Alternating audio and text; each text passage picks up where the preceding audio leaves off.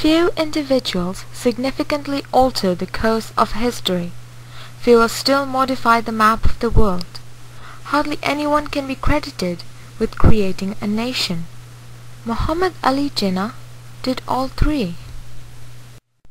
The nation he created, the nation Jinnah created, is Pakistan.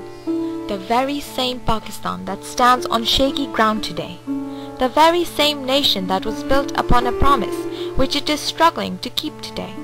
The very same nation that strives to live up to the vision its founder, Jinnah, saw 61 years ago. Who is Jinnah, you ask? Why, let's take a peek into the past. Through the books written about him, to the controversial documentaries and films the media industry has released, he has been a man everyone knows about, but no one personally knew. Muhammad Ali Jinnah, born December 25, 1876, to Miti Bhai and Jinnah Bhai Punja in Karachi. Studied and worked in London, returned to India in 1896. In the next 2 decades, Jinnah began the career of a lawyer and slowly a politician. He was dedicated to his work and made frequent trips between India and England because of it. During these 2 decades, a lot happened in India that required Jinnah to jump in and get involved with the country. India was literally a British colony by this time, and there were 3 major parties in the subcontinent: the Hindus, the Muslims, and the British. In 1906, 35 Muslim leaders from all over India gathered in Shimla to meet the new Viceroy of British India. They brought forth the teeming issue of the Hindus being unconcerned about the needs of the Muslims in India's future politics. These leaders wanted the Muslims not to be regarded as a minority, but as a community in itself, with a strong background, historically as well as politically. We were actually the poor people. Masses were poor Muslims, and shopkeepers and bankers and all these, they were Hindus mostly. Where did Jinnah belong? In the same year, Jinnah was working with the Congress Party, consisting of Hindus, Muslims, Parsis and Christians who shared the same realism theory that if the Hindus were in control of India, they would eventually end up ruling the Muslims. That is the time when the Muslims began to fear. They said as long as the British were here, we were all the same. But now, if this is going to happen and it's going to be a democracy, then we will be a permanent minority. And what protection do we have? At that point, they couldn't trust the Hindu. It is crucial to remember that Jinnah was not a part of the All India Muslim League, a party as prominent as the Congress. He instead spoke for the Congress itself, since he believed in Hindu-Muslim unity. It was achievable, he insisted, that Muslims and Hindus would one day live in peace without any disturbances at all. However, while making an address to both parties as they met in Lucknow at the end of 1916, he seemed to realize that he identified more with the League instead of the Congress. The Congress began making it public that it stood especially to represent the Hindus of India, and the League represented the Muslims of India. Mohandas Karamchand Gandhi, a peaceful and soft-spoken Indian leader, also believed in India's self-rule. His plans of starting a non-violent, non-cooperation movement against the British was opposed by Jinnah. Jinnah thought this would lead to nothing but trouble. His opinion differed. Imperialism, he said, could and should be fought constitutionally instead. The movement Gandhi was suggesting could not remain non-violent for long. Jinnah resigned from the Congress in 1919 due to the uprising differences between his ideals and the ideals of the Congress led by Gandhi and other similar-minded leaders. As Jinnah had predicted, riots began to break out all over the country, even though the movement was supposed to remain non-violent.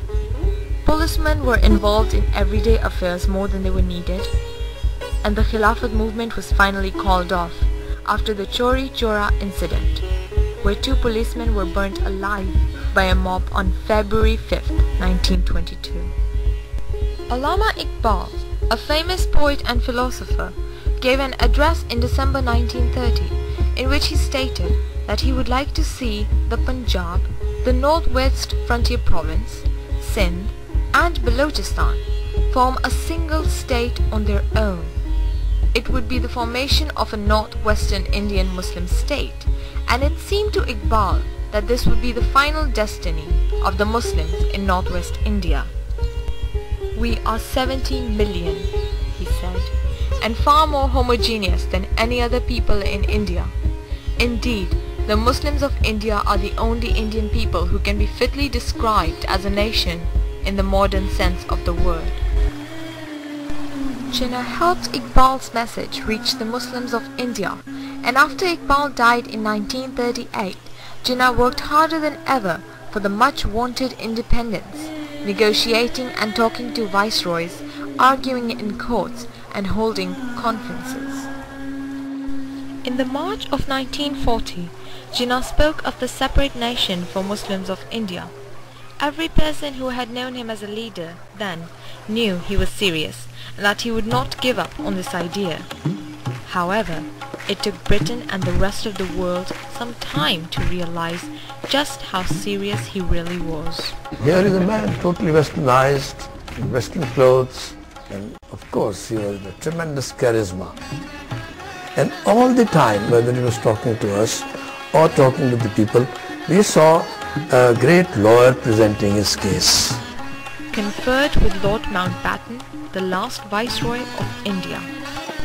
It is no secret that Mountbatten and Jinnah disagreed with each other wholeheartedly. That could perhaps be the reason Jinnah is often portrayed as a serious-faced, unfeeling aristocrat in British history.